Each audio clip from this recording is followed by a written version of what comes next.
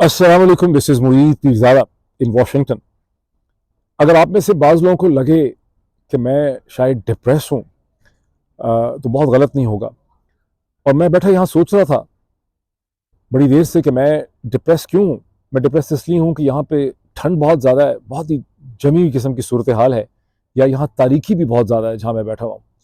लेकिन फिर मुझे लग रहा था कि शायद हमारी ज़िंदगियों में इतनी तारीकी है और पाकिस्तान के जो हालात मेरे सामने आते हैं, जो खबरें आती हैं, उसकी वजह से डिप्रेशन है। कुछ मैं फ़ैसला नहीं कर पा रहा था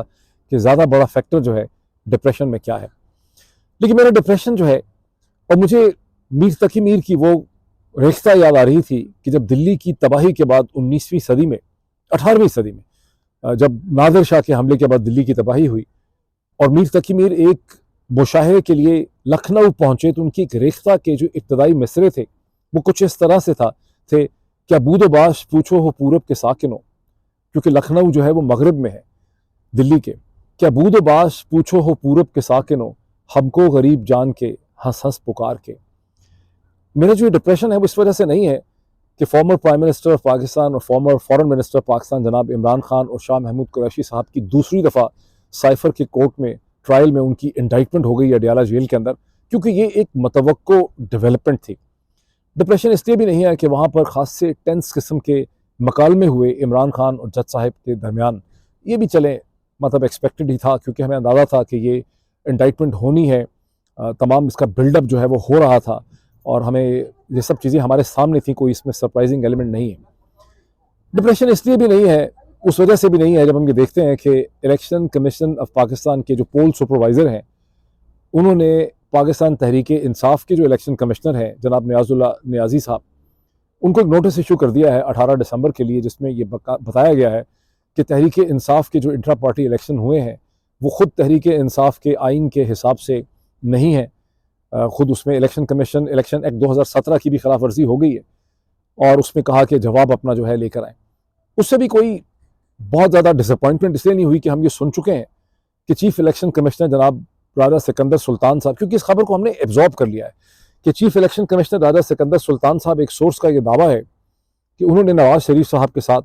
ये एक वादा कर लिया है, वो उनसे एक कमिटमेंट दे चुके हैं, अपनी ज़ुबान दे चुके हैं। वैसे सोचने की बात है कि जिस मुल्क में कोई इखलाक हो ही ना, वहाँ ज़ुबान देने की बड़ा क्या अखलाकियत होती होगी। पर वो अपनी ज़ुबान दे चुके हैं कि तहरीक इंसाफ को बल्ले का निशान में किसी भी सूरत जो है, मियाँ साहब परेशान ना हो, आप घबराएं ना, आप डरें ना, आप हौसला करें, बल्ले का निशान भी मैं तहरीक इंसाफ को नहीं दूंगा। इससे हमें नवाज शरीफ साहब की ज़हनी स्टेट ऑफ माइंड और उनके खौफ व हरास का और उनकी शिकस्त व रीख का भी पता चलता है कि इमरान खान को जेल में डाल के, शाह महमूद कुरैशी को जेल में डाल के, इमरान खान पे 150-200 केसेस बना के, आधी से ज़्यादा तहरीक इंसाफ की सीनियर लीडरशिप को जेलों में डाल के, उन्हें मुख्तलिफ पार्टीज़ के अंदर ज़बरदस्ती डाल के, बहुत बड़ी तादाद में कारकुनों को गिरफ्तार करके, बहुत बड़ी तहरीक इंसाफ को डिसअपीयर होने के लिए, अंडरग्राउंड होने पर मजबूर करने के बावजूद भी नवाज शरीफ को अपनी कमज़ोरियों का इतना एहसास है, अपनी गैर मकबूलियत का इतना उनको पता है कि वो चाहते हैं कि तहरीक इंसाफ, उस वक्त तक वो कंफर्टेबल नहीं होंगे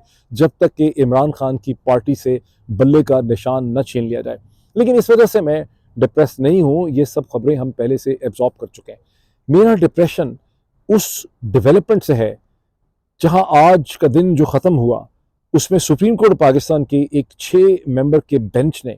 जिससे सरदार तारिक मसूद साहब, ऑनरेबल मोअज़्ज़ज़ जनाब सरदार तारिक मसूद साहब हेड कर रहे थे, उसने ना आओ देखा ना ताओ, ना कोई बहस होने दी, ना कोई आर्गुमेंट सुना। एक बिल्कुल ऐसा लगता था कि एक बने बनाए मंसूबे से इस बेंच ने 5-1 का, पहले बेंच की कॉन्स्टिट्यूशन भी बड़ी अजीब व गरीब है, बड़ी मतनाज़े है, मैं अभी आपको एक्सप्लेन भी करूँगा। लेकिन कुछ देखे बगैर, कोई आर्गुमेंट, कोई दलील सुने बगैर, हालांकि बहुत ही कैपेबल वकला वहाँ पे मौजूद थे, ये फैसला कर दिया कि सिविलियंस के ट्रायल के हवाले से सुप्रीम कोर्ट पाकिस्तान का जो 5 मेंबर बेंच का फैसला था 23 अक्टूबर का, लैंडमार्क डिसीजन था, जिस डिसीजन ने पाकिस्तान के अंदर एक उम्मीद की लहर दौड़ा दी थी। पाकिस्तानियों को, वकला को, सिविल सोसाइटी को, मीडिया को लगने लगा था कि पाकिस्तान जैसे बदनसीब मुल्क के अंदर अभी भी कोई सुप्रीम कोर्ट एग्जिस्ट करती है, यहाँ कोई जस्टिस हैं, यहाँ शायद इंसाफ हो सकता है, यहाँ कोई उम्मीद है, यहाँ कोई होप है। और आज इस 6 मेंबर बेंच ने उस उम्मीद का गला जो है वो घोंट दिया। इसलिए मैं डिप्रेस हूँ, और गला इस तरह से घोंटा कि किसी को वहाँ पर कोई दलील देने की, कोई मंतक प्रेजेंट करने की, कोई आर्गुमेंट सुनने की कोई कैपेसिटी ही नहीं थी। साफ लग रहा था कि ये बेंच जो है उसके ऊपर शदीद दबाव है, प्रेशर है, फैसला पहले से हो चुका है, सिर्फ एक ऑप्टिक्स जो है यहाँ पे किए जा रहे हैं। और वो कहने में ये डिसीजन जो है वो 5-1 का है, जिसमें जस्टिस मुसर्रत हलाली जो कुछ महीने पहले पेशावर हाई कोर्ट से एलिवेट होकर सुप्रीम कोर्ट के बेंच का हिस्सा बनी है, उन्होंने एक डिसेंटिंग वहाँ पे अपना वोट डाला है। लेकिन मैं समझता हूँ ये भी महज ऑप्टिक्स हैं, बिकॉज जो सीनियर वकला से मेरी बात हुई उनसे मुझे पता चला कि जस्टिस मुसर्रत हिलाली साहिबा का भी, मोअज़्ज़ज़ मुसर्रत हिलाली साहिबा जो है ऑनरेबल, उनका भी किसी किस्म का कानून और आइन के बारे में कोई पर्सपेक्टिव जो है वेल डेवलप नहीं है, और वो भी जो है खासी कमज़ोर हैं इन मामलात के अंदर। तो मुझे ऐसा लगता है कि सिर्फ ये एक दिखाने का है 5-1 का डिसीजन, अदरवाइज़ वो ताकि दिखाया जाए कि शायद वहाँ पे कोई इंडिपेंडेंट ओपिनियन जो है वो एग्जिस्ट करती थी और प्रीडोमिनेंट ओपिनियन जो है उसने एक डायरेक्शन के अंदर फैसला किया है। मुझे ऐसा लगता है कि सारे के सारे बेंच को एक ही पता था कि किस तरफ उन्होंने फैसला करना है। जब ये बेंच की कॉन्स्टिट्यूशन और इस बेंच के ऑनरेबल मेम्बरान के नाम 2 दिन पहले मेरे सामने आए थे एक अखबारी खबर से, तो भी मेरा दिल बैठ गया था, बिकॉज इन सब जज साहिबान की जो पिछली परफॉर्मेंस या पोजीशन रही है गुज़िश्ता कुछ महीनों में मुख्तलिफ फैसलों में, कैसे इनमें से कुछ लोगों ने एन की मोमेंट्स पे रिक्यूज़ कर दिया, अलग हो गए। कभी भी ऐसा नहीं लगा कि ये जज साहिबान जो हैं ये पाकिस्तान के अवाम के साथ या आइन के साथ, कॉन्स्टिट्यूशन के साथ या रूल ऑफ लॉ के साथ खड़े थे। हर दफ़ा यही समझ आई कि ये एग्जेक्टिव के साथ खड़े थे या नवाज शरीफ साहब का जो एक पर्सपेक्टिव है उसके साथ ये यहाँ पे खड़े थे। तो ज़ाहिर है इनसे कोई उम्मीद तो नहीं थी, लेकिन उसके बावजूद जिस बेदिली से, जिस बेहिसी से, जिस एक इनसेंसिटिविटी से आज ये फैसला हुआ, और इस बेंच के सामने बड़े कैपेबल वकला मौजूद थे। यहाँ पर सलमान अकरम राजा साहब मौजूद थे, यहाँ एतजाज़ एहसन साहब मौजूद थे, यहाँ पर लतीफ़ खोसा साहब मौजूद थे, यहाँ जवाद ख्वाजा साहब की रिटन रिक्वेस्ट थी कि सरदार तारिक मसूद जो हैं उन्हें अपने आप को इस बेंच से अलग कर लेना चाहिए, रिक्यूज़ कर लेना चाहिए। बिकॉज सरदार तारिक मसूद ने जब पिछले चीफ जस्टिस जो हैं उमर अता बंदयाल साहब ने एक 9 मेंबर बेंच बनाया था इन ट्रायल्स को सुनने के लिए, तो सरदार तारिक मसूद ने और काजी फ़ाइज़ ईसा साहब ने उससे रिक्यूज़ कर लिया था। और उसी बेसिस पे जवाद ख्वाजा साहब ने कहा कि चूंकि आपने इसको सुनने से इनकार कर दिया था, आपकी पोजीशन, आपका पर्सपेक्टिव इसी पर्टिकुलर इशू पे सामने आ चुका हुआ है, आपका बायस सामने आ चुका हुआ है, तो आपको इससे रिक्यूज़ कर लेना चाहिए। लेकिन कमाल है कि सरदार तारिक मसूद साहब ने उसको बिल्कुल अनीसुनी कर दिया, उल्टा किसी और फैसले में से जस्टिस एस ख्वाजा की एक आर्गूमेंट निकाल लिया कि एक जज को जब रिक्यूज़ के लिए कहा जाए तो वो जज जो है उससे खुद वो फैसला कर सकता है कि उसने रिक्यूज़ करना है अपने आप को, नहीं करना। हालांकि जो टाइम ऑनर ट्रेडिशन है वो यही है, और जवाद ख्वाजा का डिसीजन हमें नहीं पता कि उनके अपने हवाले से था या किसी और जज साहब के हवाले से था। हर जगह एक कॉन्टेक्स्ट होता है, एक सर्कमस्टांसेस होते हैं। यहाँ के सर्कमस्टांसेस बिल्कुल ब्लैक एंड वाइट थे, और तमाम मोरालिटी और एथिक की डिमांड करता था कि सरदार तारिक मसूद साहब जो हैं अपने आप को इस बेंच से रिक्यूज़ कर लें, लेकिन उन्होंने रिक्यूज़ नहीं किया। इसी तरह उन्होंने लतीफ़ खोसा के आर्गूमेंट्स को, एतजाज़ एहसन के आर्गूमेंट्स को, सलमान अकरम राजा के आर्गूमेंट्स को सुनने से इनकार कर दिया। वो सिर्फ सुनना ही चाहते थे अटॉर्नी जनरल मंसूर एवान साहब के आर्गूमेंट्स को, या फिर ख्वाजा हारिस साहब के आर्गूमेंट्स को, जो प्राइवेट वकील जिन्हें इस केस में हुकूमत ने हायर किया है। मुझे यहाँ पर यह भी कहना है, ये पहले भी मैंने कहा था कि जब मैं ख्वाजा हारिस साहब को देखता हूँ जिनको अल्लाह ने इतनी इज़्ज़त दी है, उन्होंने इतनी दौलत कमाई है, इतनी उनकी प्रैक्टिस है माशाल्लाह, तो वेस्ट में कम अज़ कम ये होता है कि जो बहुत बड़ा वकील होता है, जिसका बड़ा नाम होता है, रोब होता है, दबदबा होता है, वो हर केस को देख के फैसला करता है कि मुझे ये केस लेना है या नहीं लेना। उसकी एक ओवरऑल स्टैंडिंग होती है कानून के हवाले से, आइन के हवाले से, सोसाइटी के हवाले से, सेंस ऑफ जजमेंट के हवाले से, माशरती वैल्यूज़ के हवाले से। तो मुझे बड़ा अफसोस हुआ कि ख्वाजा हारिस साहब जैसे वकील ने, जिन्होंने इससे पहले और केसेस लिए और जिससे उनकी इज़्ज़त में बड़ा इजाफा हुआ, उन्हें ये केस नहीं लेना चाहिए था, जहाँ बेसिक इशू ये है कि क्या सिविलियंस का ट्रायल फौजी अदालतों से हो सकता है, जो एक सरासर नाइंसाफ़ी की सिचुएशन है। और ये एक ऐसी सिचुएशन है, एक ऐसी ज़ालिमाना सूरत हाल है जिससे पाकिस्तान की तारीख़ को आगे निकलने की ज़रूरत थी, लेकिन वो आज हुकूमत की तरफ से इस केस में दलाइल देते हुए नज़र आए। और ये उन्हीं की सजेशन थी कि इससे पहले कि इस पर बहस हो, आप ऐसा करें कि पिछले फैसले को सस्पेंड कर दें, ताकि जो लोगों के ट्रायल हैं, जो 103 पकड़े हुए हैं लोग, उनके ट्रायल जो हैं वो कंटिन्यू कर सकें। और उसमें भी सितम और जुल्म यह है कि ये कहा गया कि ताकि उनको जल्दी इंसाफ जो है वो मिल सके। जहन में ये भी रखिए कि ये जो सुप्रीम कोर्ट पाकिस्तान का जो 23 अक्टूबर 2023 का फैसला आए 50 दिन गुजर चुके, इन 50 दिनों में सुप्रीम कोर्ट ऑफ पाकिस्तान के इस फैसले को मानने से इनकार कर दिया गया। और वो जो लोग थे जिनको पकड़ा हुआ है फौजी अदालतों ने, उनको तो असल में ट्रांसफ़र कर देना चाहिए था to the civilian courts, to the normal anti terror courts, लेकिन ऐसा जो है वो नहीं हुआ और अभी भी वो फौजी हुकाम ही की कस्टडी में थे। यानी माइंड पहले से ही बना लिया गया था कि हम सुप्रीम कोर्ट पाकिस्तान के इस 5 मेंबर बेंच के फैसले को नहीं मानेंगे। अच्छा, जहाँ ये बाकी सारी पॉइंट ऑफ व्यू से ये डिप्रेसिंग है, मुझे ये भी इसमें कहना है कि मैं समझता हूँ कि पाकिस्तान की मिलिट्री इस्टेब्लिशमेंट के हवाले से भी, उनके पर्सपेक्टिव से भी बड़ी गैर दानिशमंदाना ये ज़िद है, बिकॉज उनको सुप्रीम कोर्ट का 23 अक्टूबर का जो फैसला था उसने एक रास्ता दे दिया था बहुत जेंटल तरीके से इसमें से निकल जाने का। उनका एक्सक्यूज़ ये है कि उन्होंने बिल्कुल स्टैंड लिया, वो मिलिट्री ट्रायल्स में, मिलिट्री कोर्ट्स में ट्रायल करना चाहते थे, लेकिन जब सुप्रीम कोर्ट रास्ते में आ गई, सुप्रीम कोर्ट ने जो है उसके हवाले से फैसला कर दिया, तो ये एक बड़ा ऑनरेबल, बड़ा ज़बरदस्त तरीका था। और जिस किस्म की मिलिट्री इस्टेब्लिशमेंट इससे पहले पाकिस्तान में रही है, अगर आप काजी फ़ायज़ ईसा साहब के ही हवाले से केसेस को देख लें, तो जब आप किसी मसले में इतनी बुरी तरह से स्टक हो जाएं, जहां आपका एक डिसीजन जो है वो पॉपुलर ओपिनियन के, पब्लिक ओपिनियन के इतनी रॉन्ग साइड पे हो, और जिस तरह से 23 अक्टूबर 2023 के फैसले को पाकिस्तान के लोगों ने, मीडिया ने, वकला बरादरी ने उसे वेलकम किया था, तो दानिशमंदी का तकाजा ये था, विजडम ये डिमांड करती थी कि पाकिस्तान की मिलिट्री इस्टेब्लिशमेंट को इस पे से पीछे हट जाना चाहिए था और खामोशी से कुछ अरसे के बाद इन लोगों को जो जिनको पकड़ा हुआ है, इन्हें पाकिस्तान की एंटी टेरर कोर्ट और सिविलियन कोर्ट्स के हवाले कर देना चाहिए था। यू डू एक्सेप्ट, आप कुछ बैटल्स को, बड़ी जंग को जीतने के लिए कुछ छोटी छोटी बैटल्स में आप सरेंडर कर भी देते हैं, लेकिन मुझे ऐसा लगता है कि यहाँ पर जो खालिस्तान चीज़ हमारे सामने आई है वो एक ज़िद है, वो एक अना है, वो एक ईगो बैटल है कि हम किसी भी सूरत में अदालतों के फैसलों को नहीं मानेंगे और हमने किसी भी सूरत कमज़ोर नहीं लगना। कभी कभी ऐसा लगता है, होता ही है ज़िंदगी में, ये हिस्ट्री में, कि टोटल जो इनफ्लेक्सिबिलिटी होती है वो आपके लार्जर पर्सपेक्टिव को डिस्ट्रॉय कर देती है। अच्छा, ये तो होगी एक डेवलपमेंट। दूसरी जो डेवलपमेंट है वो बड़ी इंटरेस्टिंग है। जब बलूचिस्तान के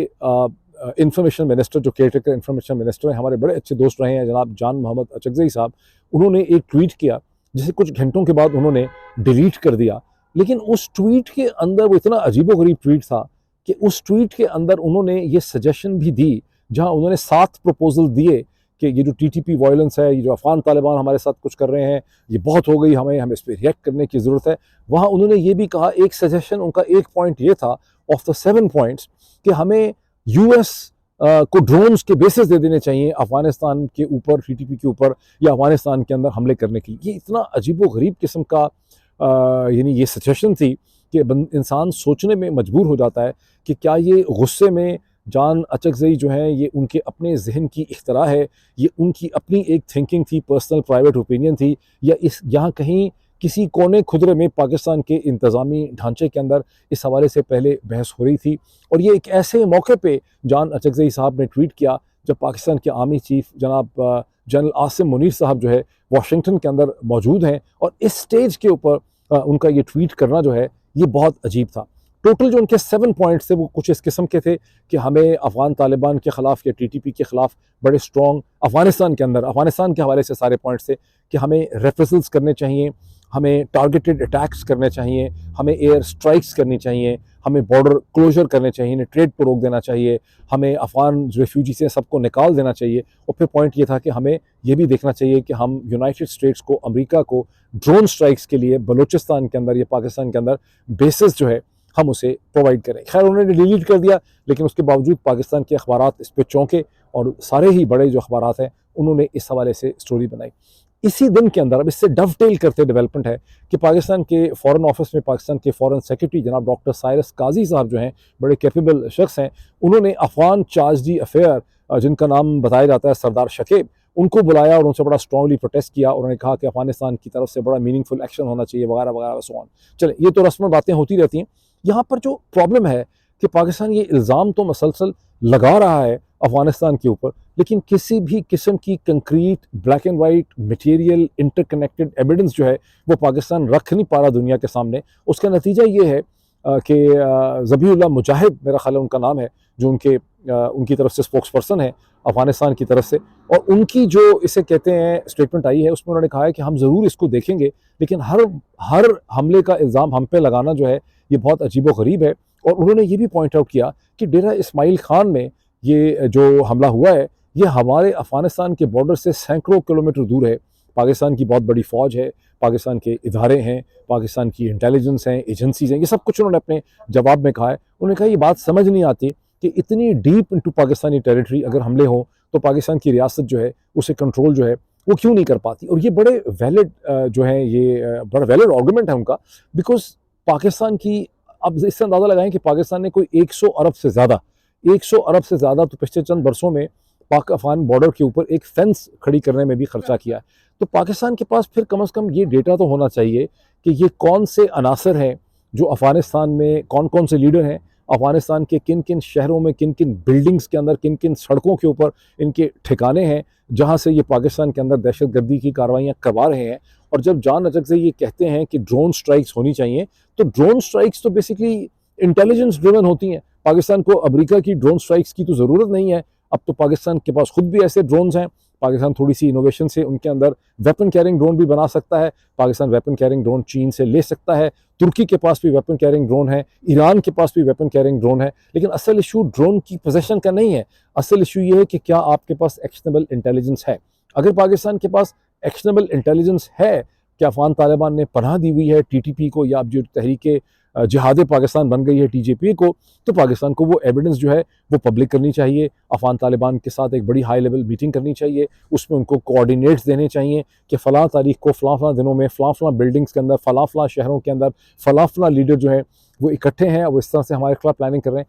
पाकिस्तान की तरफ से महज इल्ज़ामात लगा देना जो है ये बड़ा अनकन्विंसिंग लगता है, और इससे इस शक को तक़वीत मिलती है कि पाकिस्तान अफगान तालिबान की हुकूमत को डिस्टेबलाइज करने के किसी इंटरनेशनल प्लान का तेज़ी से हिस्सा बनता चला जा रहा है। जहन में ये भी रखिए कि अफगान तालिबान की हुकूमत जो आई थी अगस्त 2021 में, उसे अभी तक चीन के अलावा किसी भी बड़ी ताकत ने, किसी वेस्टर्न कैपिटल ने उसे रिकग्निशन नहीं दी। तो ये रिकग्निशन जो है ये ना देने का कहीं ये मतलब तो नहीं है कि एक plan side by side silently चल रहा है, कि वो ऐसे बहाने एक्सक्यूजेस ढूंढे हैं कि इसके दोबारा डिस्टेबलाइज करना है। और इस डिस्टेबलाइजेशन में अगर खुदा ना खास्ता पाकिस्तान का रोल आता है, तो एक नेबर के साथ जो हमारे रिलेशनशिप डिफ़िकल्ट रहे हैं गुज़िश्ता 50, 60, 70 बरस की दिहाई में के टाइम पीरियड में, उसका मज़ीद जो है क्या एंड होगा। एक मैं और कमेंट कर दूं, मैं बात ख़त्म करता हूं। जहां अफ़गान हुकूमत की तरफ से ये कहा गया कि पाकिस्तान की फ़ौज है, पाकिस्तान के इदारे हैं, ज़रा गौर कीजिए कि पाकिस्तान का जो इन्वेस्टिगेटिव इदारा है FIA,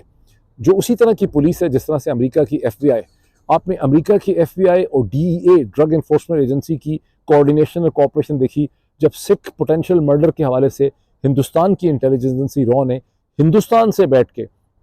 अमेरिका में कत्ल करवाने की कोशिश की, तो कैसे अमेरिका की एजेंसीज की एक ग्लोबल रीच थी और लोगों को पकड़ लिया गया। चेकोस्लोवाकिया में उसको पकड़ लिया गया, अपने बॉर्डर और फ्रंटियर का डिफेंस वहाँ से हज़ारों मील दूर बैठ के भी वो करने को तैयार थे। पाकिस्तान की FIA for all practical purposes equivalent है FBI के। पाकिस्तान के पास FBI भी है, पाकिस्तान के पास ISI भी है, पाकिस्तान के पास MI भी है। लेकिन हम देखते ये हैं कि बदकिस्मती से पाकिस्तान की तमाम ये प्रीमियर एजेंसीज जो हैं, ये पाकिस्तान की सियासत को फिक्स करने के लिए, उसे ठीक करने के लिए खदीजा शाह, सनम जावेद और हम जैसे लोगों के ख़िलाफ़ ये एजेंसियाँ जो हैं वो इस्तेमाल हो रही हैं, जर्नलिस्ट के ख़िलाफ़, मीडिया के ख़िलाफ़, सियासतदानों के ख़िलाफ़। और इनकी कोई भी कैपेसिटी आपको नज़र ही नहीं आ रही असल दहशतगर्दों का मुकाबला करने के लिए। तो बहरहाल ये वो चंद डेवलपमेंट्स थी आज की जिसके हवाले से मैं बात करना चाहता था। और वैसे तो बड़ी इंटरनेशनल डेवलपमेंट्स ऐसी हैं जिसको मैं समझता हूँ बहुत गुज़िश्ता 48 घंटे में ऐसी बड़ी इंपॉर्टेंट इंटरनेशनल डेवलपमेंट्स हुई हैं।